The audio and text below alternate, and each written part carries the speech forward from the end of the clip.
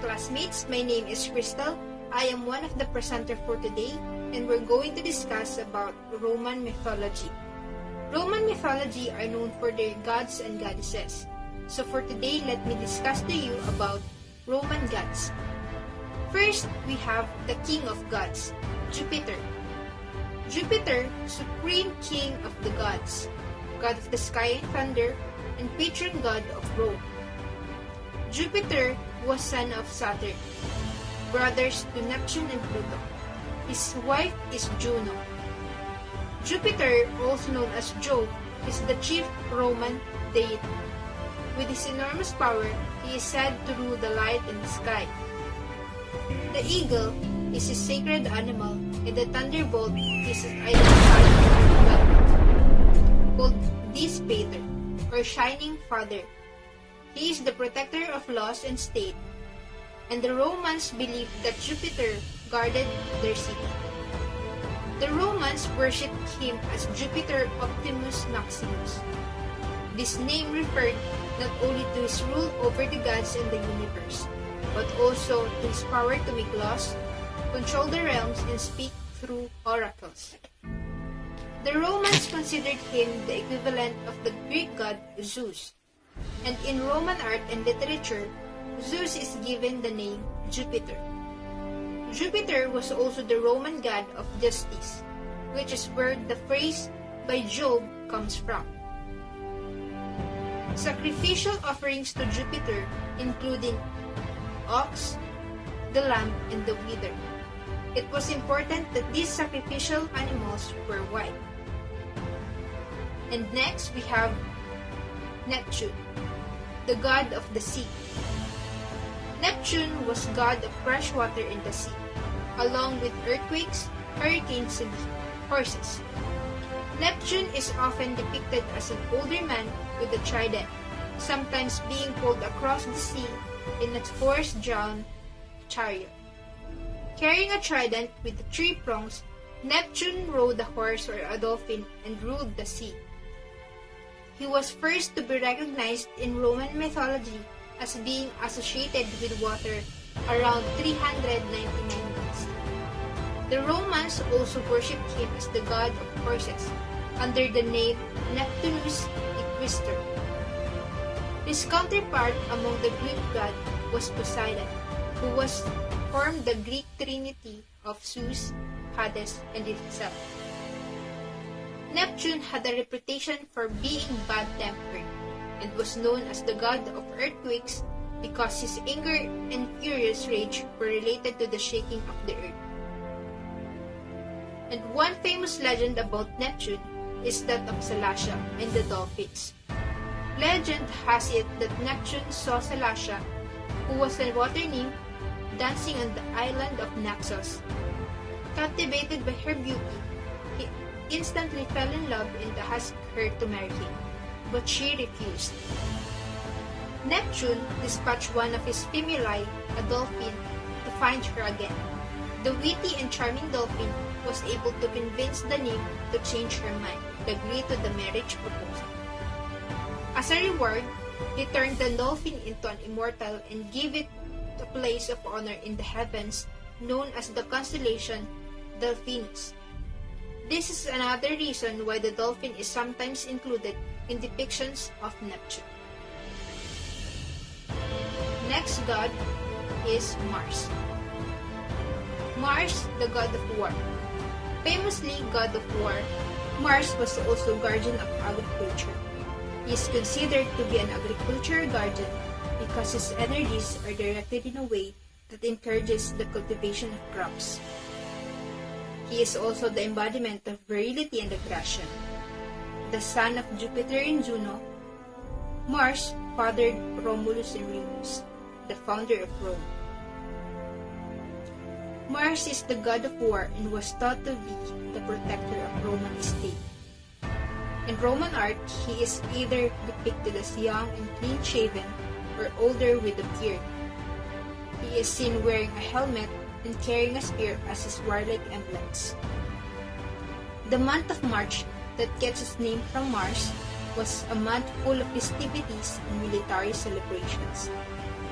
Mars' popularity grew during the reign of Augustus, and he was the most prominent military Roman god in history. He believed in the using military power to maintain peace. His main consort was Nereia, who was a vital force and power behind Mars, and she was seen as the personification of Mars' divine powers. However, the union of Mars with Venus has been a subject for many different poets and philosophers. His adultery has been overlooked as the beauty of the couple is cherished by artists. Apollo, the god of sun, music, and prophecy. Son of Jupiter and Latona, queen of Diana. Apollo was recognized as the god of music, healing, the sun and light, truth and prophecy, love and poetry. Apollo is one of only few Roman gods who kept the same name as the Greek counterpart. He is one of the most important and complex Roman gods. Apollo is known in both the Greek and Roman pantheons of gods. He served as an intermediary between the people and the gods. Due to his integrity and truthfulness, he was given the gift of prophecy. Not only is he powerful, but he also represents youthfulness, wisdom, and beauty. He has been the subject of many different literary works and pieces of art. Apollo was the most loved god of them all. He represented moral excellence, and his followers dedicated the cult of Delphi to him. The cult has significant influence over the state's religious and legal matters. Even today, Apollo is important on all levels of society. Vulcan, the god of fire. Ancient Roman myth called him the god of fire, metalworking, volcanoes, and forging. And he is depicted as holding a blacksmith's hammer. Vulcan was the son of Jupiter and Juno. He was the Roman equivalent of Greek god Hephaestus. August 23rd was celebrated as Vulcanalia, the annual festival which was named in his honor. The Romans believed that Vulcan represented both the destructive and fertilizing powers of fire. Because of his position as deity of destructive fire, Vulcan's temples were regularly located outside cities. In some mythology, Vulcan is said to have been banished from the heaven as a child because of his physical defect. Hidden in the base of a volcano, he learned his trade. He was born with a red, disfigured face and was abandoned by his mother. When Vulcan built Juno, his mother, a trap as a revenge for his banishment, his father Jupiter offered him Venus as a wife. In exchange, Juno's freedom. It was said that Vulcan had a forge under Mount Etna, and then, whenever his wife was unfaithful, the volcano became volatile. Mercury, the god of financial gain, poetry, and eloquence. The son of Maya and Jupiter. He is the god of profit, trade, eloquence, communication, travel, trickery, and thieves. He is often depicted carrying a purse, a nod to his association with trade. He has also had wings, just as Hermes does in Greek mythology.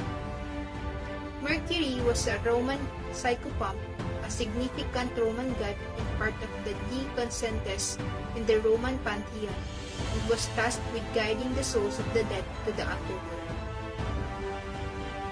Mercury's love story began when the nymph Larunda betrayed Jupiter's trust by revealing one of his affairs to his wife. Mercury was to take her to the underworld. However, he fell in love with the nymph on the route, and she had 2 children by him. Lares, children of Mercury, were believed that observe, protect, and influence all that happened within the boundaries of their recreation and function. Mercury is depicted in idols and paintings as holding caduceus in his left hand, and just like his Greek counterpart Hermes, who was given a magic wand by the sun god Apollo, which afterward changed into a caduceus. As the god of commerce, Mercury was depicted in two early bronze coins of the Roman Republic, the Simuncia and the Sextans. He is also featured in literary works by Ovid and Virgil. His temples in Rome was built in the Circus Maximus in 495